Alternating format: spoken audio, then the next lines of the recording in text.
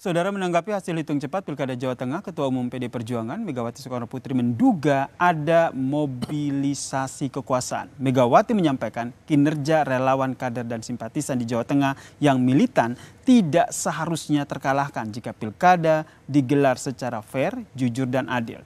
Megawati melihat ada mobilisasi dari kekuasaan. Saudara-saudara sekalian, saya mengenal Jawa Tengah dengan baik. Saya terpilih sebagai anggota DPR RI 3 kali. Jawa Tengah bukan hanya kandang banteng, namun menjadi tempat persemaian gagasan nasionalisme dan patriotisme. Saya melihat energi pergerakan rakyat, simpatisan, dan kader yang militan dan seharusnya tidak akan terkalahkan jika pilkada dilakukan secara fair, jujur dan berkeadilan. Namun dalam situasi ketika segala sesuatu bisa dimobilisasi oleh kekuasaan. Ada mobilisasi dari kekuasaan ini yang disampaikan oleh Ketum PDIP Megawati Soekarnoputri. Tanggapannya Mas Adit?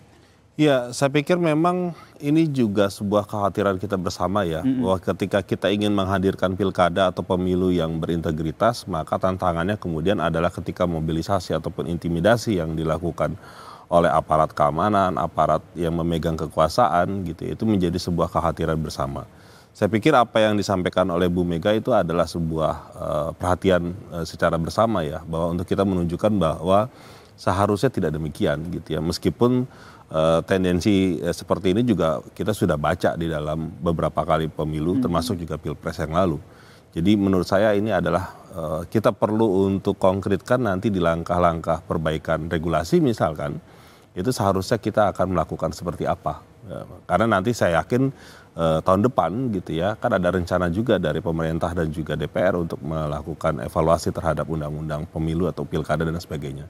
Jadi ini rentetan yang peristiwa yang saya pikir semua pihak seharusnya juga sudah mulai memikirkan lebih jauh gitu ya, bagaimana desain kepemiluan kita itu agar kemudian jauh lebih adil, lebih jujur gitu ya, dan berintegritas, dan itu adil buat siapapun gitu. Ini yang jadi harapan kita bersama ya, kedepannya ini pemilu akan jadi jujur, adil dan mendapatkan hasil yang fair begitu ya. Betul. Bagi kita semua ya. Betul. Dan terima kasih Mas Adit, Direktur Eksekutif Mas Algoritma, Mas Aditya Perdana telah berbagi perspektifnya terkait dengan pilkada yang berlangsung di sejumlah wilayah di Indonesia. Sekali lagi kita ingatkan ya, apa yang tadi kita bahas ini hanya berdasarkan hasil hitung cepat.